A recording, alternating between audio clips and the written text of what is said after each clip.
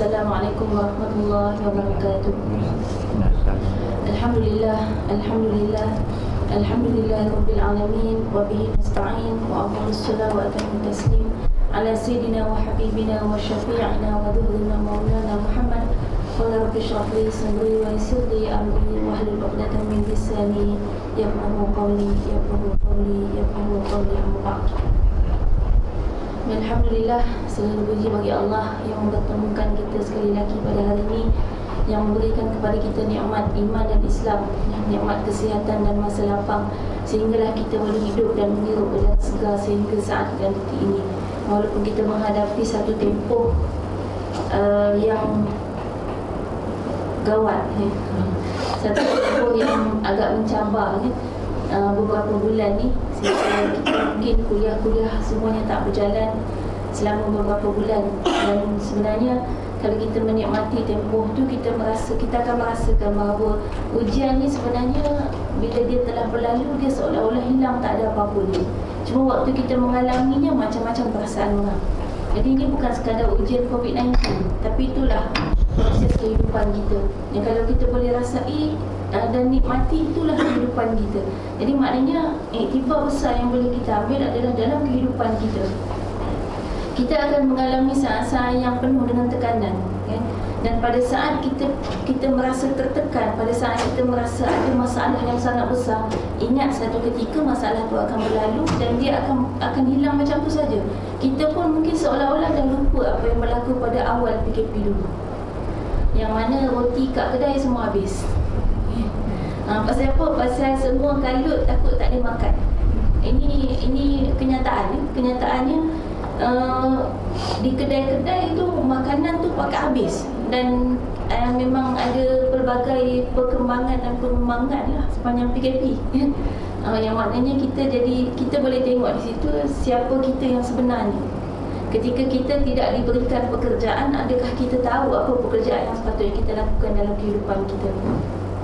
Jadi tempoh waktu yang kalau kita orang beriman yang benar-benar bersyukur dan juga sabar dengan segala ujian Allah, maka proses yang kita lakukan adalah muhasabah dan checklist apa lagi sifat akhlak kebaikan yang boleh kita tambah dalam kehidupan kita, yang boleh kita perbaiki dalam kehidupan seharian kita. Sebenarnya membimbangkan kes makanan habis di kedai tu, roti habis kat kedai, dia bukan benda simple. Lepas tu beberapa bulan kita dapat berita bahawa banyak roti expired date dibuang dalam tong sampah. Perkara seumpama ni bukan perkara simple, sebab pada akhir zaman ini, kalau kita nak tahu, salah satu daripada sifat pengikut-pengikut Dajjal tu adalah dia sangat bimbang kalau sampai di rumahnya ketandusan makanan. Sebab apa yang berlaku pada ketika Dajjal datang nanti adalah pada waktu itu kemarau yang sangat panjang, dan pada waktu itu makanan tak ada. Sehingga kan Nabi SAW sebutkan bahawa makanan bagi orang beriman pada ketika itu adalah zikrullah. Jadi PKP ni satu tempoh percubaan. Siapa yang menjadikan makanan dia zikrullah? Dengan zikrullah kita kenyang, kan? Tapi kalau kita masih tetap ketakutan, kebimbangan makanan habis di rumah, tak kira yang dengan alasan apa dan jawapan apa sekalipun. Mungkin kita kata, saya bukan takut saya tak makan, saya kesian kalau anak tak makan. Kita tak kira jawapan apa pun, sebab Dajjal tak kisah jawapan apa sekalipun. Tapi kalau kita bimbang, tak kira kerana anak ke, kerana cucu ke, kerana diri sendiri ke, kerana siapa pun yang ada kat rumah kita, kebimbangan itu akan menyebabkan akhirnya ketika Dajjal muncul untuk menawarkan kepada kita makanan pada saat tidak ada makanan sama sekali pada ketika itu, akhirnya kita sanggup untuk meninggalkan akidah kita dan kita ikut Dajjal. Na'udzubillah min dzalik. Jadi sebenarnya tempoh ini muhasabah untuk kita baiki pada masa akan datang. Kalau PKP hari itu kita ada kebimbangan tentang makanan habis, dan itulah hakikatnya kebanyakan daripada rakyat Malaysia, yang kita bimbang. Rakyat lain kita tak tahulah, kan? Tapi yang berlaku di Malaysia ni adalah kebimbangan yang amat sangat tentang makanan habis di rumah. Dan bila di rumah PKP tak ada apa-apa nak buat, yang kita buat makan. Mak-mak pun makin rajin masak. Itu yang boleh keluar blog-blog baru dalam online internet tu, kan? Ada viral YouTube yang tentang memasak. Pasal semua cuba resipi baru. Masak apa tak jadi. Sampai keluar musim PKP, pasal semua orang kerja masak. Boleh jadi ada bapak-bapak yang sama-sama turun tangan testing memasak dengan mak-mak, ya? Dengan ibu-ibu. Jadi maknanya kita kata memasak tak ada masalah, cuma perasaan bimbang tentang habisnya makanan, itu yang kita bimbang, ya? Dan bila Nabi SAW pesan bahawa yang akan menjadi pengikut Dajjal yang paling banyak itu adalah wanita dan kanak-kanak, maka dipesankan kepada para suami dan ayah untuk mengikat isteri dan anak mereka dalam rumah supaya tak keluar ikut Dajjal. Baik, kita menghayati apa maksud dalam ini, ya? Maksud dalam perintah ini, nombor satu, bukan satu kelegaan juga bagi orang lelaki. Oh tak apa, pengikut Dajjal banyak lelaki. Jangan lupa banyak pengikut Dajjal banyak perempuan. Memang banyak perempuan tapi ada lelaki. Bukan tak ada, ada. Baik, lelaki bagaimana yang jadi pengikut Dajjal? Yang membiarkan isteri dan anak-anaknya menjadi pengikut Dajjal, yang membiarkan sifat peribadi isteri dan anak-anaknya tu memang sifat-sifat pengikut Dajjal, maka ayah dan suaminya akan ikut sama.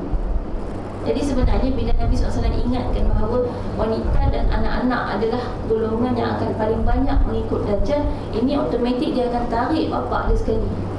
Kalau bapak dia biarkan tengok perangai isteri dengan anak-anak dia tu tanpa dididik sama sekali, dan dibiarkan macam tu saja, maka dia juga akan menjadi pengikut, bahkan boleh jadi dialah pemimpin kepada isteri dan anak-anaknya untuk ikut Dajjal. Nak test sikit macam ni, misal katalah ada announcement, ada pengagihan handphone percuma dekat, katalah kat Sogo, kan? Okay. Kat Sogo ada pengagihan handphone percuma, seorang 2 biji. Pergilah. Kalau handphone biasa gadget-gadget ni orang lelaki lah suka, pergilah, rasa dah pergilah. Kalau kita ada rasa nak, maknanya kita suka pada benda-benda tu.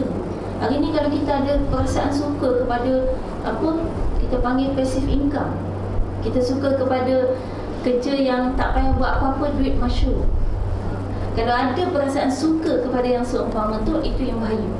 Sebab dalam Islam, Allah tu tidak menilai berapa banyak yang masyur dalam poket kita. Yang dinilai adalah berapa banyak yang kita usahakan. Usaha kita tu berapa banyak, apa yang kita usahakan, kerja apa yang kita buat, itu yang dinilai. Bukan tentang banyak mana nilai yang masuk dalam poket kita. Yang itu Allah tak nilai sama sekali. Banyak atau sikit, itu tidak ada nilaian pun di sisi Allah. Jadi kalau kita betul orang beriman, kita bukan fikir tentang berapa nak masuk poket, tapi yang kita fikir adalah tentang berapa banyak usaha kita nak lakukan untuk terus beribadah kepada Allah SWT, untuk terus melaksanakan tanggungjawab kita sebagai khalifah. Jadi setelah lebih kurang mungkin 6 bulan kot kita tak ada kelas, atau mungkin lebih. Dan kelas kat sini saya tak ada catat tarikh dia. Kalau tempat lain mungkin ada. Kat sini tak catat sebab kita tak pakai silibus betul-betul, semua orang pegang buku. Kebanyakan kuliah saya lebih suka pakai buku. Sebab bila pakai buku, kita ada manhaj, kita ada silibus. Ada beza belajar pakai silibus dengan tak pakai silibus. Hasil dia beza. Pakai silibus, kita ada step by step. Kan untuk, misalnya untuk faham satu ilmu, kita perlu faham ilmu, kita nak faham, contoh nak faham ilmu C, perlu faham ilmu A dulu. Itu silibus. Kalau dah faham ilmu A, kita akan dapat faham ilmu C dengan lebih baik. Tapi bila tak pakai silibus, kita terus terangkan ilmu C, kita akan dapat penerimaan yang berbeza. Sebab mungkin ada orang, ada di kalangan audiens yang dah faham ilmu A, maka dia dapat tangkap ilmu C dengan baik. Tapi ada yang langsung zero knowledge, tak tahu apa-apa pasal ilmu A, maka dia tak akan dapat tangkap ilmu C. Itu beza dia. Jadi kalau pakai silibus, kita ada A, B, C, ikut step. Sebab tu sebenarnya dulu awal-awal saya cuba pakai buku, tapi hasilnya orang tak pegang buku juga. Jadi tak apalah, mungkin kuliah maghrib style dia gini lah. Santai-santai. Buat macam mana, kita kadang-kadang kita rasa kuliah yang bersilibus ni habis tak kat universiti. Dan keluar universiti dah kerja, dah lah kita datang kelas pengajian pun bujur. Kita katakan bujur, kalau tak datang, ramai lagi tak datang. Satu bangunan ni ramai lagi tak datang. Dan orang-orang ni juga lah yang datang. Jadi kita rasa bujur, saya datang gitu. Jadi maknanya itu perasaan kita. Tapi sebenarnya memang belajar ni sampai akhir hayat. Sebab tu pada saya, ada orang pernah tanya pendapat ni, macam mana ni anak lelaki dia nak masuk universiti, adik-beradik semua cadangkan pergi overseas. Sebab adik-beradik dia semua pergi overseas. Ni anak bongsu. Tapi mak kata jangan. Sebab mak dah tua. Anak bongsu yang jenis lahir tiba-tiba tu. jenis keluar tanpa dijemput tu kan. Tiba-tiba muncul bongsu yang jauh daripada abang-abang dia, kakak dia kan. Jadi bongsu yang macam ni biasanya memang melekat lah, mak tak melepas. Sebab mak dah jadi nenek, dah umur dah lanjut, jadi tak melepas. Dia kata tak payahlah pergi overseas, duduk Malaysia je. Jadi ada yang tanya macam mana nak biar dia duduk Malaysia ke duduk overseas. Lelaki kan, lelaki. Kalau perempuan mungkin kita tak argue banyak sangat. Kalau ayah dia kata duduk Malaysia, dah lah, tu je lah keputusannya. Sebab wanita ada banyak pertimbangan yang boleh dipertimbangkan bila pergi overseas kan? Tapi tak ada masalah. Saya pun overseas juga kan? Saya belajar kat Mesir dulu 4 tahun kan? Kita tengok keadaan anak tu sendirilah, macam mana sikap tanggungjawab dia, macam mana kepandaian dia menjaga diri dia sendiri, macam mana suasana kat sana tu kita boleh pertimbangkan. Baik, sekarang isu dia anak lelaki. Bila anak lelaki, mak dia tak bagi sungguh-sungguh. Akhirnya kakak abang kata, tak apalah, mungkin yang ni lain sikit kot, tak apalah dia kat Malaysia pun. Saya katakan gini lah,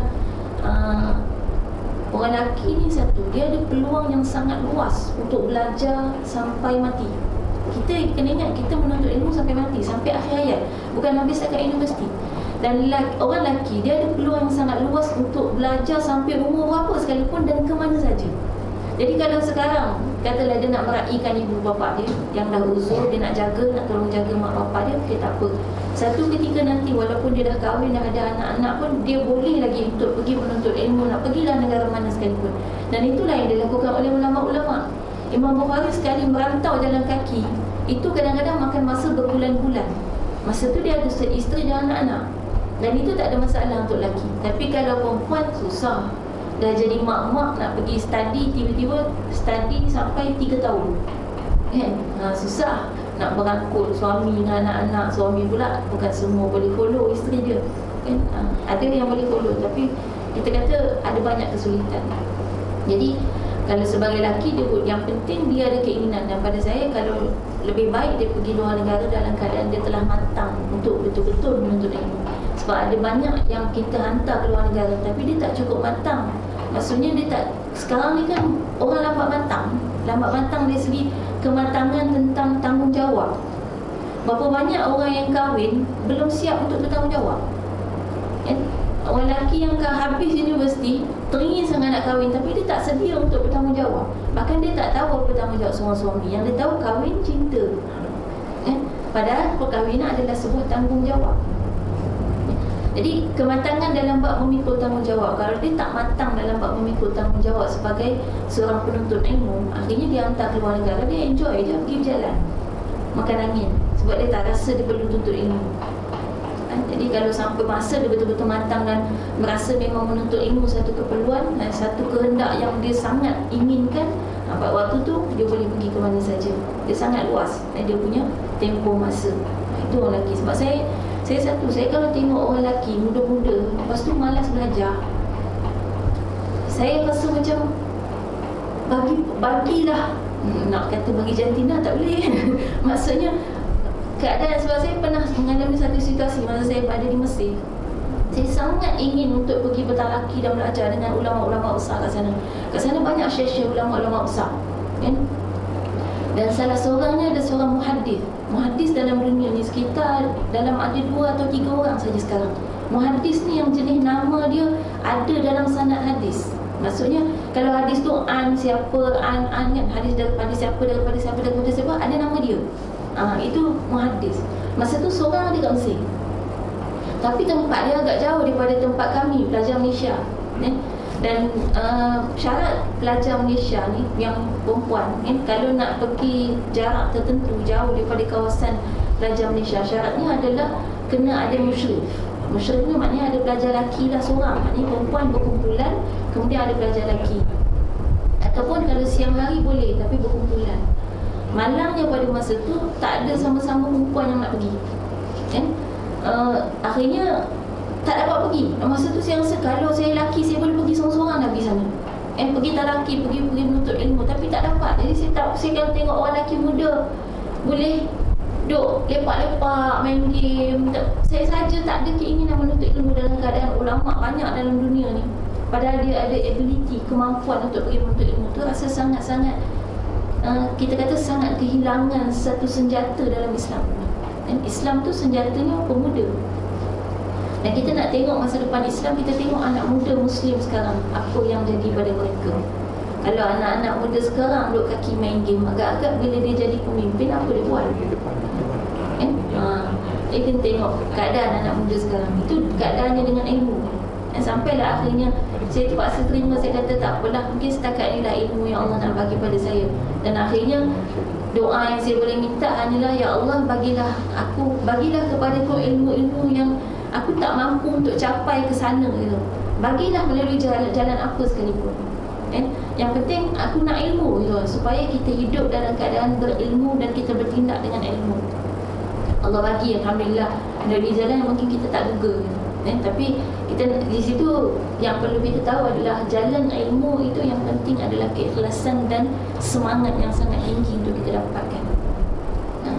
Dan hal ini salah satu daripada ilmu yang telah hilang daripada umat Islam adalah ilmu kepahlawanan. Hilang. Kita boleh kata hilang. Siapa kat rumah ada senjata? Pisau tak cik? Pisau kat dapur tu tak cik ada kan? Parang, mana ada orang perang pakai parang? Parang ada tak ada senjata? Dia ada pistol. Senjata yang digunakan dalam peperangan. Itu kalau kita tengok ini, hari ini kita dipropagandakan ada senjata macam ganas, kan? Kita dipropagandakan macam tu. Padahal kita biasa dengarkan zaman Nabi SAW, Nabi dan sahabat dia tak lepas dengan pedang. Pergi solat bawa pedang. Pergi solat dia bawa pedang. Hari ni pergi solat bawa pedang, kena scan habis out dan tak bagi masuk, kan? Kalau naik flight tu scan ada pedang dalam beg, kena buka. Walaupun pedang mainan. Saya suka beli pedang-pedang kat luar kalau pergi overseas. Tapi bukan pedang yang betul lah, kadang beli pedang replika gitu, tapi selalu kena buka beg. Sebab dia kata itu senjata, seolah-olah ganas. Padahal sebenarnya Islam mengajarkan ilmu kepahlawanan. Ini kita nak didik, ini kita nak bentuk generasi masa depan. Berhentilah melakukan kesilapan kita dengan cara memperbaiki generasi di bawah kita yang akan datang. Nabi SAW satu ketika pernah masuk ke rumah seorang sahabat dan beliau baginda menemukan alat-alat pertukangan berkebun. Dan ketika itu Nabi SAW tanya, ini apa?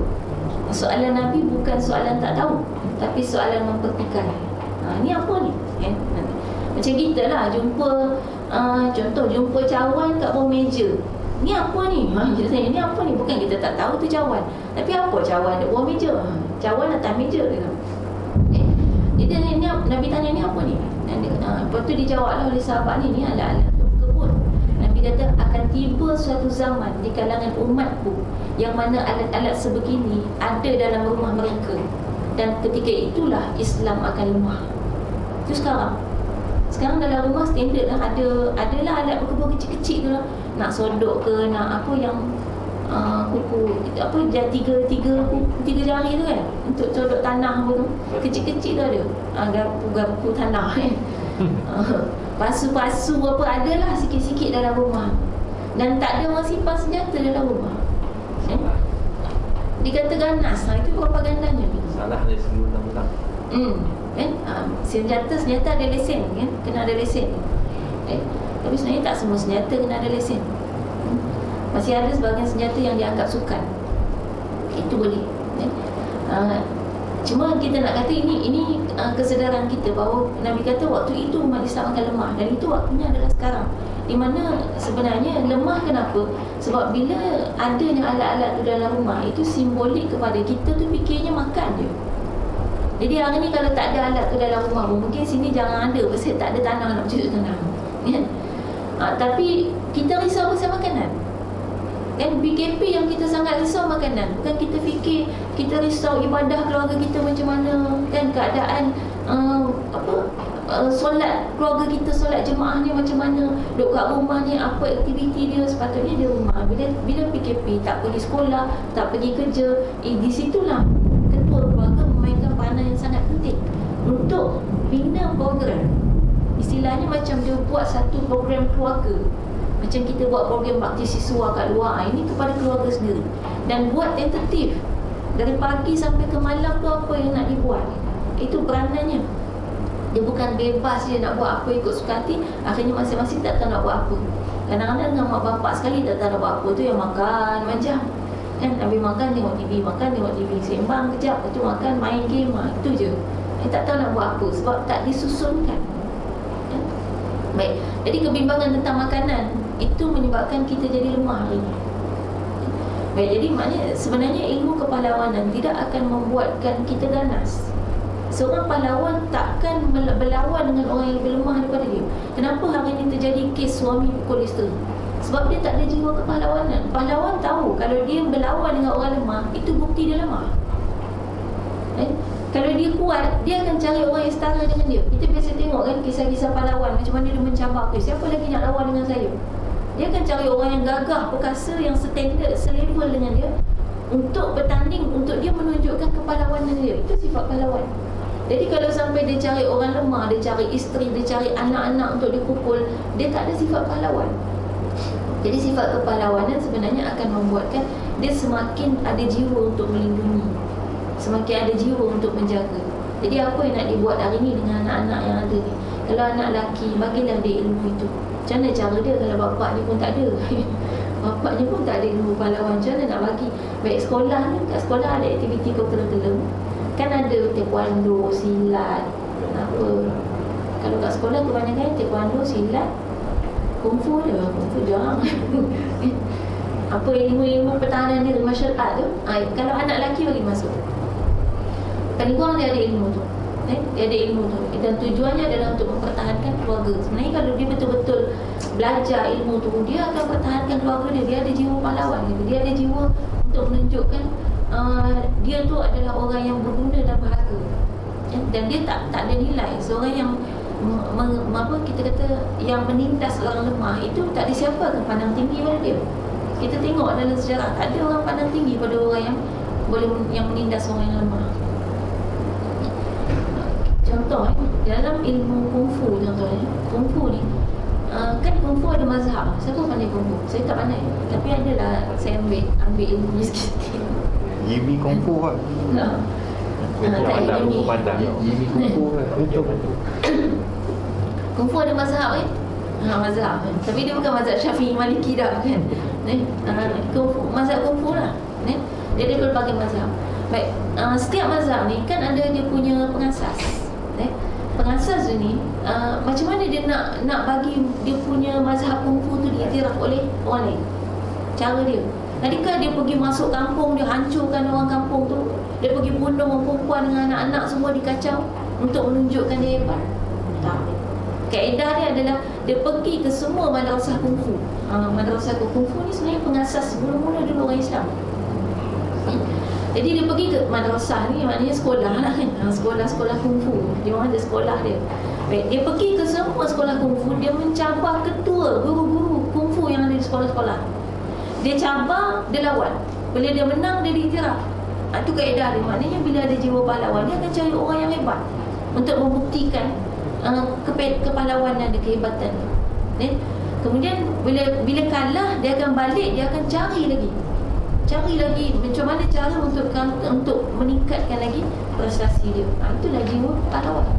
Itu yang tak ada pada umat Islam sekarang. Memang Nabi SAW dah sebutkan. Dan hari ini memang betul, bukan kata setakat tak ada. Knowledge bahawa ilmu itu pernah wujud pada seluruh umat Islam pun tak ada. Dulu kan sahabat Rasulullah SAW dan juga para sahabat, mereka ni ada ke berlatih kawan tiap-tiap hari? Ada, dia tak ada camp dia. Tapi bila main pergi perang jihad, semua boleh keluar dan menang. Tak ada sejarahnya tentera Islam kalah. Dalam semua peperangan menang. Kecuali Uhud tu pun bukannya kalah, finalnya menang. Tapi di tengah jalan tu disebabkan ada kelalaian. Tapi dia orang tak pernah pun berlatih sampai nak kena habis masa tak boleh buat benda lain. Dia orang adalah Sayyidina Abu Bakar, Sayyidina Umar, kita dengar amal ibadahnya sehebat mana. Tapi ketika dipanggil keluar untuk berjihad, dia orang boleh buat dia di medan perang. Maksudnya ilmu pahlawan dah sedia ada dalam diri dia, dalam keadaan biasa-biasa. Dan dia tak perlu pun sampai berlatih tiap-tiap hari sampai habis masa 24 jam untuk menyediakan diri sebagai tentera. Jadi hari ni kalau kita bawakan semboyan kewajipan untuk keluar berjihad kepada semua lelaki muda yang sihat, agak-agak boleh lah. Sampai medan perang agak nak buat apa. Dan satu ketika akhir zaman, kita berada di akhir zaman. Akhir zaman perang kita dah tak pakai, kita kepal senapang apa, pistol semua tu dah tak pakai, bom semua dah tak boleh digunakan. Sebab sampai satu ketika daya magnetik dunia ni, dalam bumi ni ada magnet tu akan tarik semua benda besi. Sebab tu kenderaan semua akan tak boleh digunakan lagi. Kereta, siapa ada kereta sebesar mana pun, troli lah. Bukan troli, apa tu? Rela. Terbalik. Saya sebenarnya bawa accident sebelum PKP dengan trailer.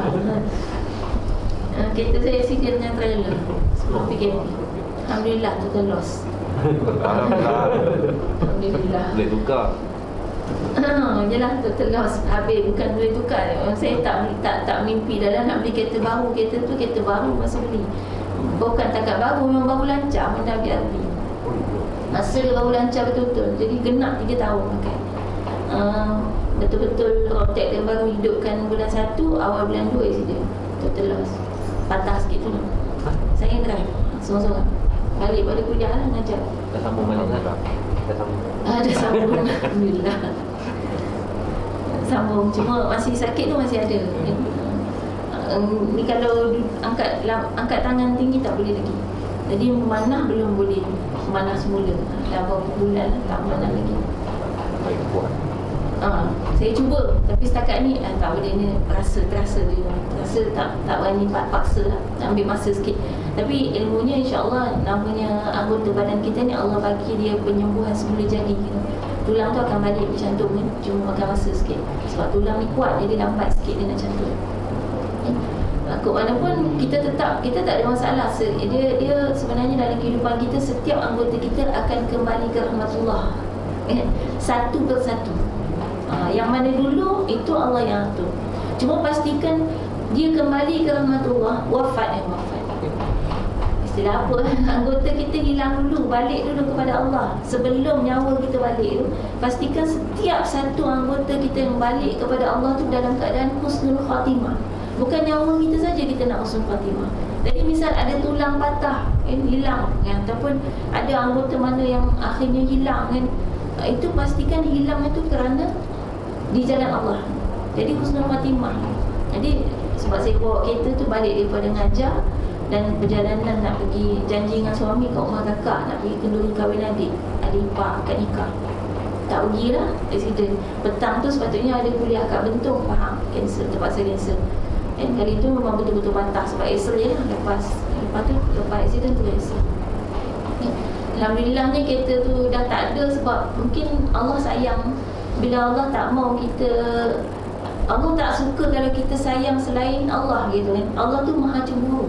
Jadi dia kalau kita menyayangi sesuatu walaupun sikit dalam hati kita, menyamakan kasih sayang dengan Allah kan, menyamakan kita kata kita sayang manusia atau kita sayang sesuatu sehingga ada masuk dalam hati kita sikit tu. Kalau Allah sayang kita, Allah tarik benda tu. Sebab tu kalau sayang anak, Allah tarik, itu nikmat. Sebab maknanya Allah tak mahu kita tu sayang benda lain lebih daripada Allah. Saya tak sayang sangat kereta tu sebab saya tak kisah pun kalau kereta tu bercala-cala. Memang dah cala banyak, tapi kemek tak ada. Tak pernah kemek. Cala tu parking kan. Perempuan tak kisah cala.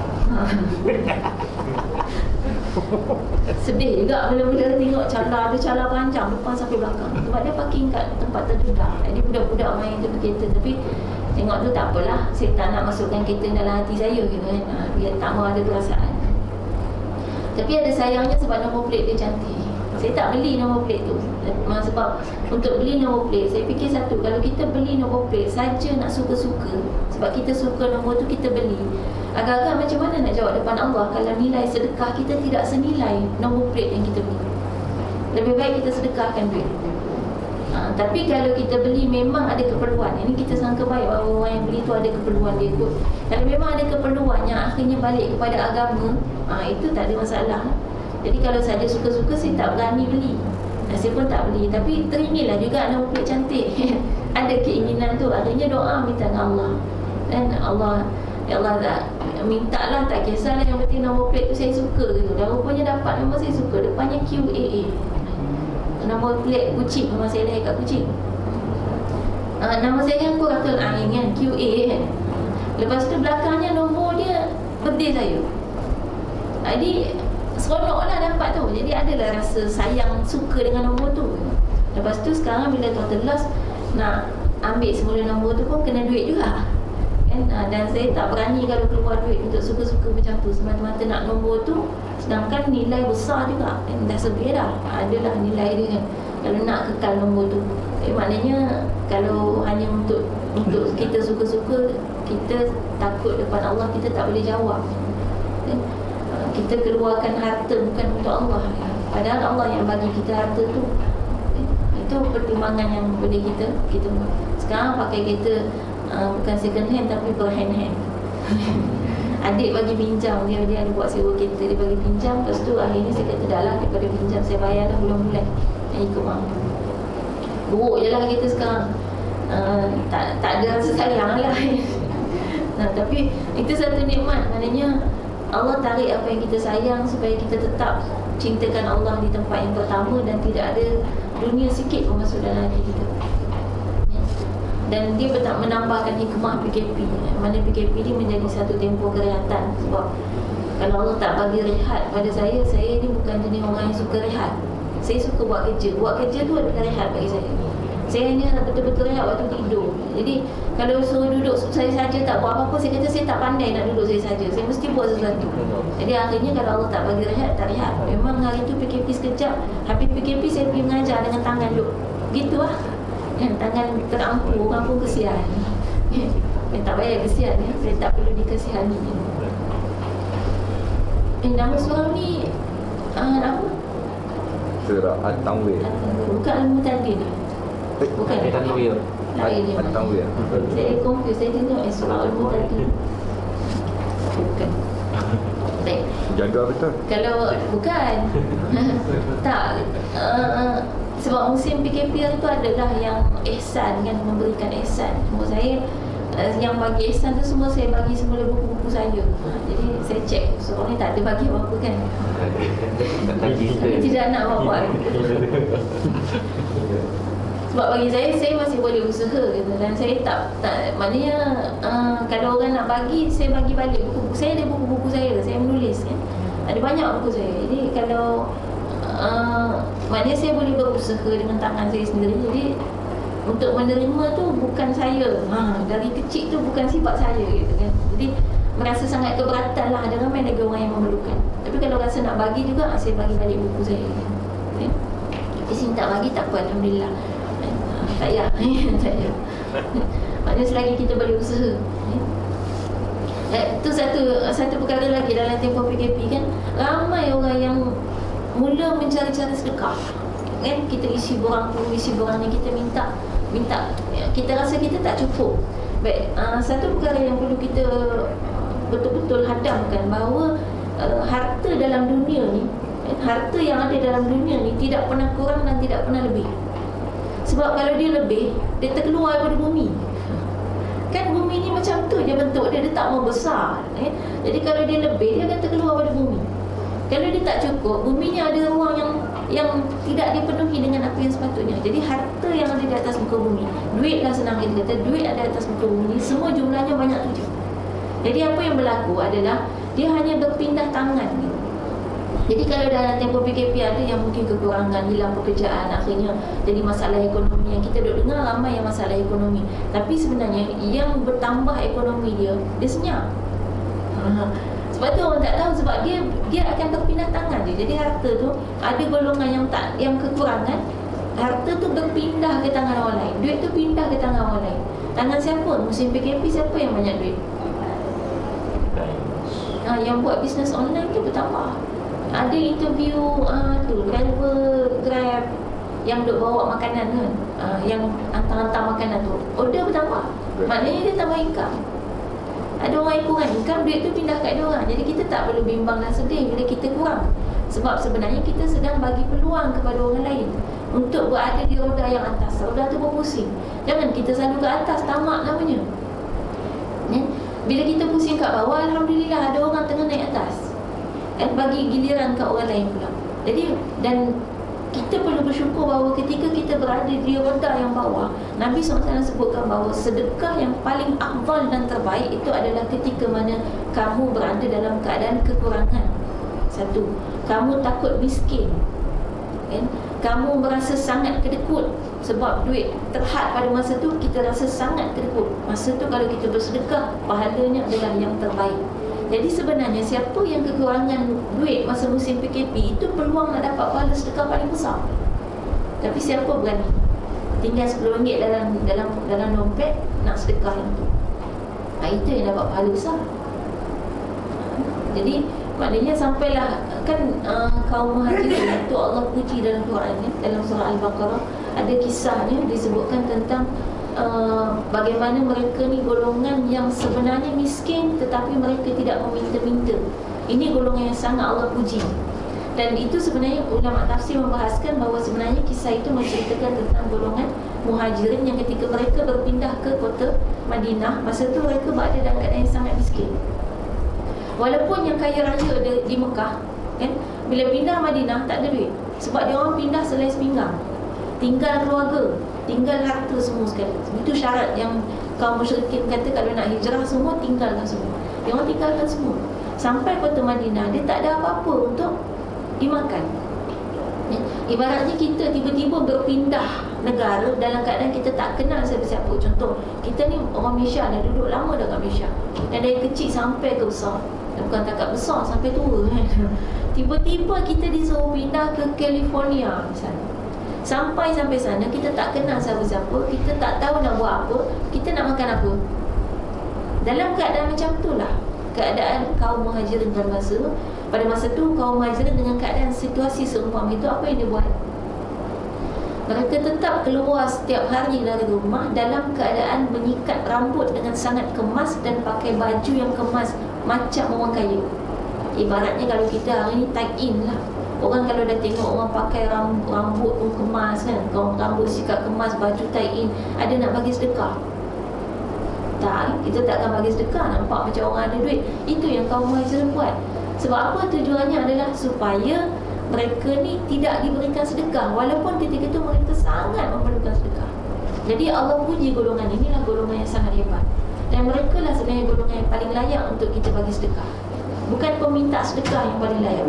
Jadi kalau kita ada amount, portion tertentu yang kita nak bagi sedekah dalam gaji kita, dalam duit kita, cuba cari ni orang-orang yang macam ni, yang memang hidupnya susah tapi dia tak pernah minta sedekah, dia tetap berusaha. Ini yang terbaik kan? Yang peminta sedekah tu kalau ada duit lebih, bagilah. Kita tak mengecewakan peminta sedekah, itu pun satu akhlak yang baik kan? Tapi yang terbaik memang orang yang miskin tapi tidak meminta-minta. Jadi kita kena ingat, apa lagi dipesankan kepada kita bahawa di padang mahsyar nanti ada golongan yang akan bangkit dalam keadaan pipinya koyak rabak. Pipi kita ni koyak rabak disebabkan oleh ketika di dunia kita meminta-minta dalam keadaan sebenarnya kita tak memerlukan. Baik, saya percaya dalam mungkin musim PKP ni tak ada duitnya kita, takkan sampai kat dapur tak ada apa-apa. Tak ada apa-apa tu maksudnya bukan setakat beras, ada lagi kan baldi, besen, mangkuk, pinggan, sudu, ada sahabat Nabi yang jumpa dengan Nabi SAW sebab disuruh oleh ibunya. Mak dia suruh pergi jumpa Nabi, mintalah sikit beras nak makan. Bukan beras lah, dia orang makan gandum. Minta sikit makanan kita nak makan. Maka bila sahabat tu pergi minta dengan Nabi, dia cakap, ya Rasulullah, mak aku pesan suruh minta sikit kan, sebab kami tak ada apa-apa dah untuk dimakan. Nabi kata, tidak adakah di rumah kamu sesuatu yang lebih baik daripada sekadar penimbang? Masa tu orang Arab dia ada alat-alat penimbang kecil-kecil, penimbang zaman dulu yang jenis macam dacing. Kita ada dua tempat, satu kita letak tembaga. Kalau ada benda kecil tu pun Nabi kata, balik pergi jual benda tu, jangan duk minta. Akhirnya dia fikirkan, aku ada yang lebih baik daripada tu. Loket peninggalan ayah, arwah ayah tinggalkan satu loket, loket bentuk unta. Loket tu lebih mahal daripada penimbang yang Nabi sebut tadi. Penimbang tu kalau jual berapa sen, sikit sangat. Mungkin Nabi kata, jangan sampai minta selagi ada benda kat rumah. Jadi kalau kita kat rumah kita ada baldi, ada besen, ada sudu, ada pinggan, jual. Nak jual kat mana? Hari ni ramai orang beli barang second hand tu online. Orang tadi kita nak bagi Nak bagi tahu website je kah? Nanti kot belakang. Ada kan website kita boleh jual barang second hand. Ada pun orang nak jual, orang nak beli ada. Baju pun orang nak beli walaupun second hand. Bundle tu banyak. Maknanya walaupun kita dapat setakat RM1 untuk makan nasi lemak RM1, janji ada ke? Nak ada. tahu je. Ya? Macam tahu je mak sini. Tahu. Alhamdulillah tahu. Kan masih ada kan? Oh sini ada? Ada. Oh malam ni? Masya Allah. Selalu aroma dia sampai ke dalam minda gitu. Baik. Kita macam mana sampai pukul dah Isyak? Boleh terus sikit. Boleh dah. Baik, hari ni itulah yang kita bincangkan. Mudah-mudahan saya ingat itu satu ilmu rumah tangga juga, bahawa kita nak pimpin rumah tangga kita ke arah yang poin-poin itulah yang kita nak bawa ke dalam rumah tangga kita. Dan yang paling penting adalah masa depan umat Islam. Dan masa depan umat Islam ada pada pemuda hari ini.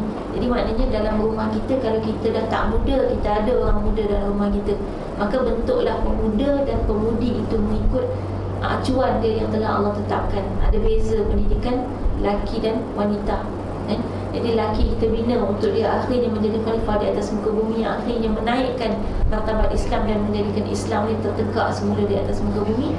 Dan kalau dia wanita, dia adalah wanita yang boleh membentuk acuan-acuan tadi, yang akhirnya juga membentuk generasi yang boleh menaikkan nama Islam di atas muka bumi. Kita tak mahu menghasilkan generasi yang sekadar hidup untuk diri sendiri. Hari ni kita ramai di kalangan kita kadang-kadang hidup untuk diri kita. Kita kerja untuk apa? Cari makan. Siapa yang nak makan tu kita dan keluarga kita. Habis setakat tu kah hidup kita? Bukan untuk itu kita hidup di dunia. Bukan untuk itu manusia diciptakan kat dunia. Kalau hanya untuk itu, kita tak beza dengan buaya. Buaya air bukan buaya darat. Sebab baru ni ada isu buaya naik atas darat makan orang. Itu dibincangkan oleh pakar-pakar alam sekitar. Dia kata sebenarnya ada kesalahan pada manusia bila sampai buaya naik darat makan manusia. Bukan buaya tu yang salah. Makanan buaya bukan manusia. Tapi kenapa sampai buaya naik atas darat makan manusia? Sebab manusia telah menghabiskan dan membunuh semua makanan buaya. Macam mana cara kita bunuh? Kita buang sampah. Sampah-sampah plastik yang kita buang tu masuk ke dalam air, sungai, dimakan oleh ikan dan udang, yang ikan dan udang tu adalah makanan buaya. Buaya tak berhenti. Akhirnya buaya punya makanan habis, dia naik atas darat cari ayam itik, burung, kan, yang haiwan-haiwan tu mana cukup. Akhirnya manusia jadi mangsa. Jadi apa pun yang haiwan lakukan bukan kesalahan mereka, tapi itu juga kesalahan kita. Kita tak mahu bina generasi yang macam ni, yang akhirnya hidup hanya untuk diri sendiri. Sekolah untuk apa? Untuk kerja bagus, dapat gaji elok. Untuk apa hidup macam ni? Kita nak hidup untuk menyumbang sesuatu kepada agama. Dan kita nak bina generasi yang seumpama tu, yang menyumbang sesuatu kepada agama, yang akhirnya di hadapan Allah kita dapat bawakan benda tu dengan penuh kebanggaan, dan kita dibanggakan oleh Allah SWT di hadapan para malaikat. InsyaAllah, mudah-mudahan sama-sama kita berdoa dan mendoakan juga sahabat-sahabat kita supaya kita menjadi manusia yang lebih baik di sisi Allah SWT. Aku lupa dihada wa astagfirullah wa lakum. Wassalamualaikum warahmatullahi wabarakatuh. Kita tutup dengan tasbih kafalah dan salat. Asyhadu an la ilaha illallah.